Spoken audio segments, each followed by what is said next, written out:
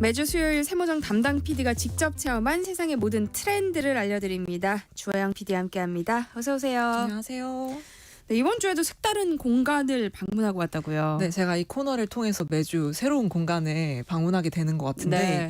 이번 주에는 요즘 들어서 인기를 많이 끌고 있다는 복합문화공간 예술영화관에 다녀왔습니다. 저는 예술영화관이라는 말이 좀 생소하게 느껴지는데요. 어떤 곳이에요?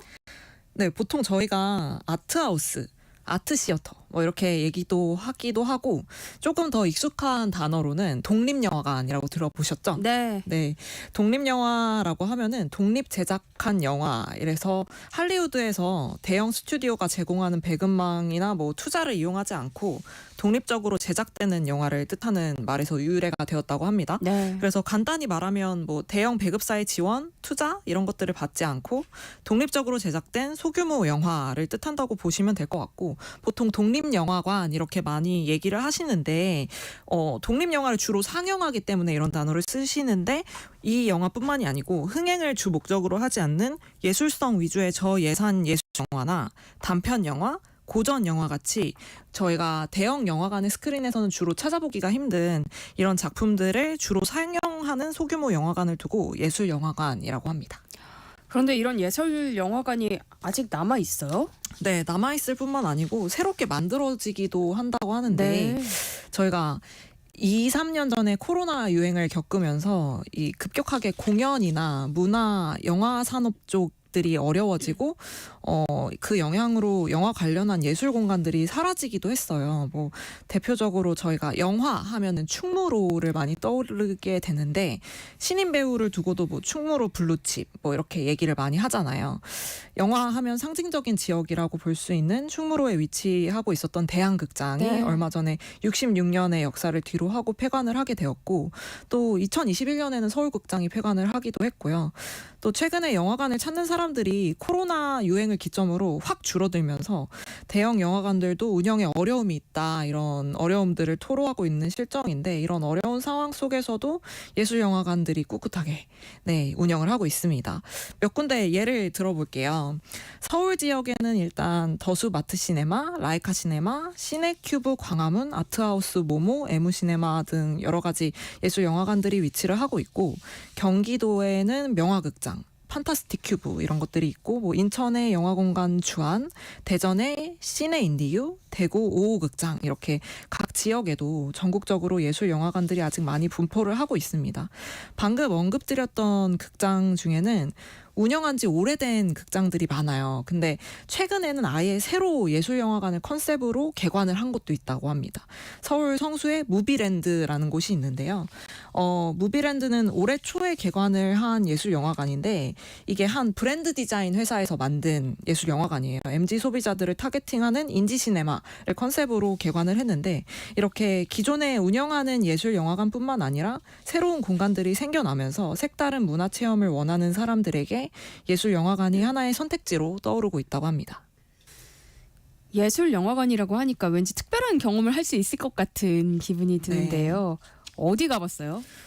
제가 연희동 구석에 있는, 특정 이름을 말씀드리기는 조금 후기를 말씀드려야 되기 때문에 그렇지만, 네. 연희동 구석에 위치한 예술영화관 한 곳을 실제로 방문을 해봤고요. 네. 제가 받은 첫 번째 느낌은 찾아가기가 어렵다.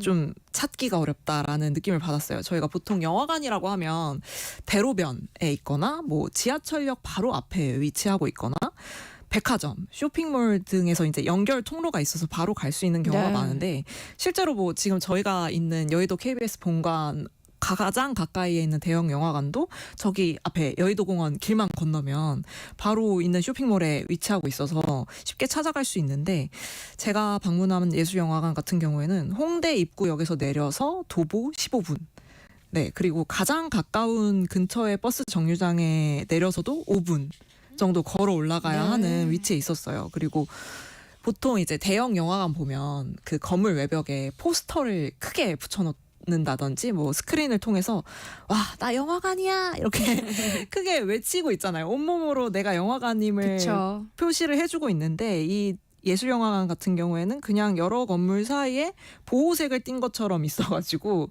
정확히 지도를 검색해보고 찾아가지 않으면 쉽게 찾을 수 없겠다 이런 생각이 들었어요. 이 말인 즉슨 지나가다가 영화 한번 볼까? 이러고 가볍게 들어갈 수 있는 분위기는 조금 아니었다. 그래서 진입장벽이 조금 있다라는 느낌이었고 이게 밖에서 봤을 때 미술관인지 카페인지 영화관인지 사실 구분하기가 조금 어려웠거든요. 네. 저는. 그래서 오로지 이 공간을 방문하겠다는 목적이 있어야 찾아올 수 있을 것 같다는 느낌이 들었습니다. 또 제가 방문했던 곳 말고도 다른 예술 영화관들 제가 위치를 조금 찾아보니까 대형 영화관들과 비교하면 조금 구석진 곳에 위치한 경우가 많이 있더라고요. 그런데 그렇게 찾아가기가 어려우면 찾는 사람들이 많지 않았을 것 같은데요. 네, 저도 가면서 뭐 그런 생각을 하면서 갔는데 제가 이날 조조 영화를 예매해서 갔거든요. 근데 이날이 휴일이어서 그런지는 몰라도 상영관의 좌석 반 이상 정도가 조조 영화임에도 불구하고 네. 차 있었어요.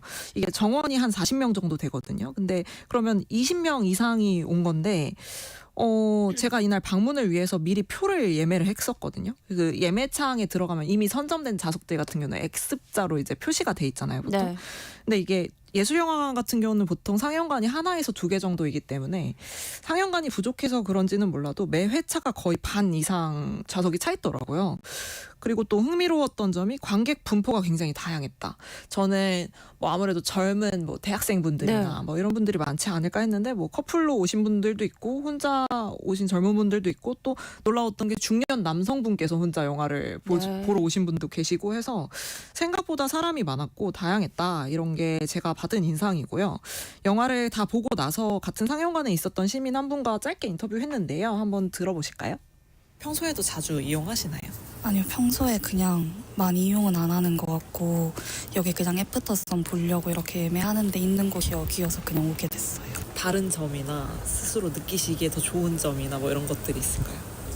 그 독립영화관은 그 끝나고 그냥 엔딩 크레딧까지 전부 그 다 끝나요 이렇게 불 켜주는 거 그냥 끝까지 조용하게 앉아 있을 수 있다는 게 좋은 것 같아요. 영화의 여운을 즐길 수 네. 있어서.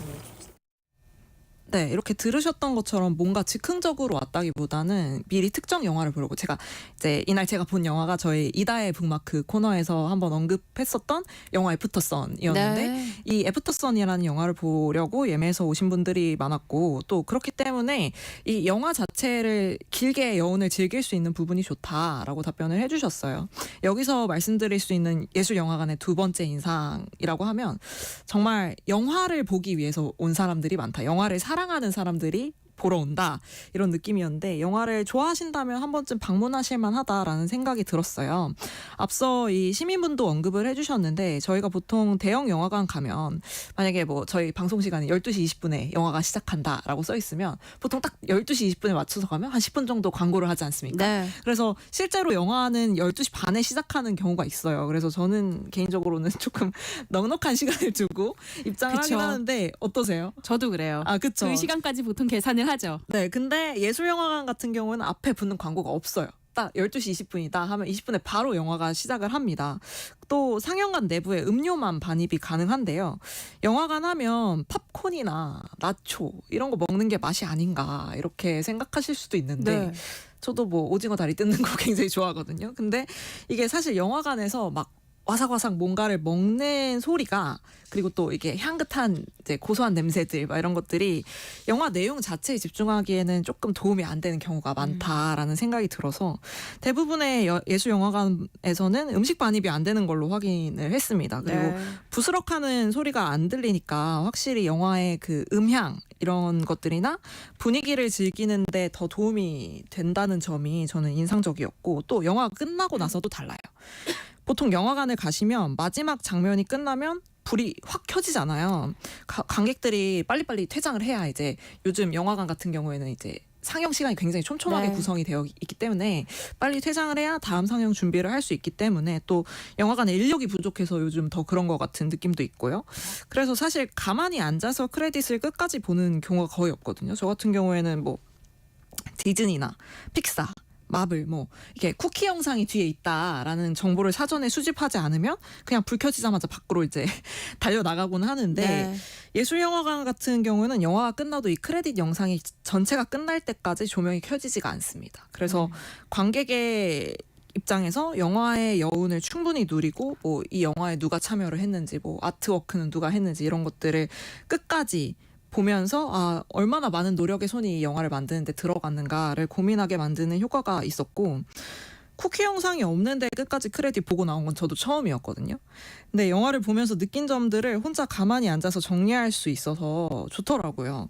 특히 제가 애프터선 관람했다고 아까 말씀드렸는데, 이 애프터선이라는 영화가 그때 저희 북마크 코너에서도 말씀을 해주셨지만 특별히 기승전결이 명확하거나 뭐 엄청 스펙타클한 사건이 발생하는 영화는 아니고 잔잔하게 그 감정선을 따라가면서 안개 속에 가려진 듯한 주제를 찾아내는 그런 느낌의 영화인데, 이런 영화일수록 이제 영화가 끝나고 바로 현실 세계로 돌아오기가 좀 아쉽잖아요. 네. 근데 그 여운을 누릴 수 있어서 저는 굉장히 좋았습니다. 영화를 사랑한다면 진짜 한 번쯤 방문할 법한 장소네요. 그런데 하영 PD가 처음 예술영화관 소개할 때 복합문화공간이라고 얘기했잖아요. 네. 그렇다면 영화관과 차별점이 있다는 얘기 같은데 뭐가 좀 달라요? 뭐 앞서 말씀드린 것처럼 영화관이기 때문에 1차적으로는 영화를 좋아하는 사람에게 가장 적합한 공간이긴 해요. 영화가 이제 집중해서 볼 수 있는 환경이 조성되어 있지만 이게 딱 영화 한 작품 보고 나오는 게 끝은 아닙니다.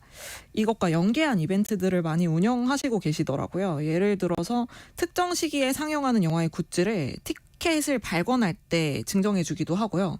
제가 방문했던 날은 애프터선 굿즈를 주셨는데, 그래서 저도 영화 속 장면으로 만든 엽서 굿즈를 좀 받아서 기분이 이게 발권할 때부터 살짝 이제 선물을 좋아하기 때문에 기분이 좋더라고요. 네. 그리고 또 일반적으로 매점이 위치한 대형 영화관과 다르게 이 예술영화관에는 그 영화 관련된 굿즈나 도서 같은 것들이 로비에 비치가 되어 있어요. 그리고 굉장히 조용한 분위기여서 만약에 내가 영화 시간보다 조금 일찍 도착했다, 발권을 해도 시간이 남는다, 이런 경우에는 다른 그런 도서나 이런 콘텐츠들을 즐길 수도 있고요. 또 영화관에서 영화를 관람을 할 때마다 스탬프를 찍어주고, 스탬프가 뭐 3개 이상이다 이러면은 굿즈를 증정하는 이런 이벤트들도 하고 있고요. 또 같은 건물에 카페가 있는데 카페에도 그 영화를 주제로 한 이벤트를 진행하는 경우들이 있어서 이게 그 건물 전체가 영화에 연계한 풀코스의 문화체험 공간이다라는 느낌을 받았고요. 또 제가 처음에 언급했던 그 예술영화관들 중에서 그 새로 개관한 무비랜드 같은 경우에는 일부러 아날로그적인 이미지를 강조하는 점도 있는 것 같아요. 예를 들어서 요즘 영화 티켓 보시면 영수증의 형태로 나오거든요.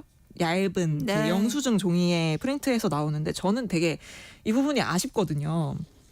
어릴 때는 정말 티켓다운 티켓의 형태로 나왔는데 도톰한 요즘은 종이에 나왔죠. 네, 도톰한 종이를 받으려면 뭐 포토 티켓을 뽑거나 뭐 이러지 않으면은 그냥 너무나 쉽게 버리고 사라질 수 있는 형태의 티켓들이라 아쉬운데, 무비랜드 같은 경우에는 후기를 살펴보니까 티켓의 형태가 영화관 좌석 배치도를 그림의 형태로 뽑아서 주시더라고요. 그래서 발권을 할 때 직원분이 수기로 관객이 앉아야 할 자리를 표시를 해주십니다. 사인펜으로.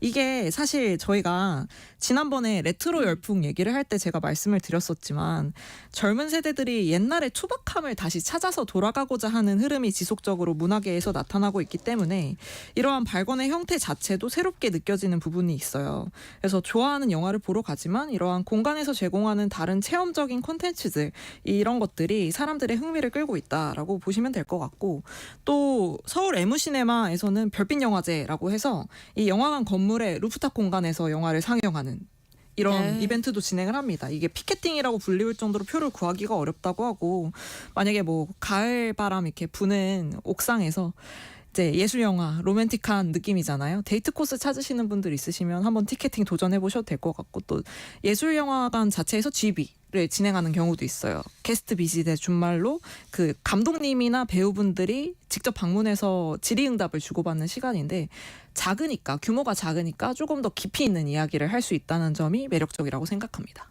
그러니까 예술영화관을 방문하면서 가장 좋았던 점, 또 아쉬웠던 점이 있다면 뭐예요? 좋았던 점은 평소랑 다른 경험을 할 수 있다는 거. 뭐 항상 저희가 체험 삶의 현장에서 그 체험하는 것들이 다들 그렇지만 저는 사실 시네필은 아니거든요. 그래서 예술영화관 내가 특별한 얘기를 해드릴 수 있을까 했는데, 앞서 말씀드렸던 그런 이벤트적인 부분들이 굉장히 재밌더라고요. 그리고 영화 자체에 집중해서 관람할 수 있다는 거, 영화 자체에 집중할 수 있는 환경이 주어진다는 것이 아무래도 특장점인데, 아쉬웠던 점이라기보다는 기대와 달랐던 점은 일단 찾아가기 어렵고 생각보다 싸지 않아요. 네, 가격적인 메리트가 없어요. 저는 조금 저렴하지 않을까라는 기대를 했는데 좀 구석진 곳에 있으니까. 네, 근데 뭐 조조영화 기준으로 8,000원, 그리고 그냥 일반 시간대는 11,000원 정도로 일반 영화관과 비교해서 크게 가격적인 메리트가 있진 않다라는 게 아쉬운 점이었습니다. 네. 영화관에 예술 영화관에 가보고 싶은 분들에게 잘 즐길 수 있는 팁을 알려준다면요? 예술 영화를 보고 싶으실 때 이용하실 수 있는 예매 사이트가 있어요. 네, 대부분의 예술영화관 홈페이지에서 예매 버튼을 누르면 이 사이트로 연결이 되는데요. 이름은 디트릭스라는 사이트입니다.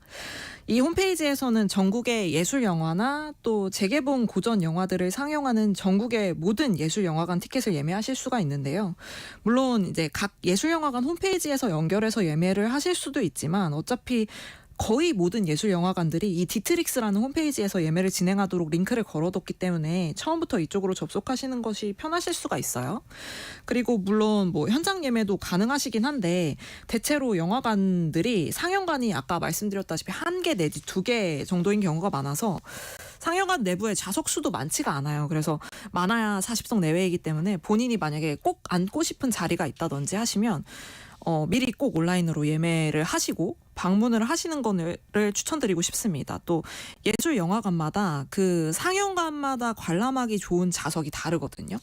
뭐 제가 갔던 곳 같은 경우에는 뒷자리에서 보는 게 좋다라는 후기들이 많이 있었고, 또 다른 영화관들 제가 몇 개를 찾아봤을 경우에는 뭐 스크린이 작기 때문에 무조건 맨 앞줄에 앉아야 된다, 뭐 이런 경우도 있었기 때문에 이게 기성 영화관처럼 뭐 어디가 딱 좋다라는 게 정해져 있는 게 아니어서 네. 꼭 이제 후기를 미리 찾아보시고 가시면 좋을 것 같고요. 또 어떤 영화관에서는 뭐 빈백 좌석 같은 것들을 현장에서 예매할 수 있는 경우들도 있어요. 그래서 이 후기들을 꼭 찾아보시는 게 이 예술 영화관을 온전히 즐기실 수 있을 때는 도움이 된다, 이런 말씀 드리고 싶습니다.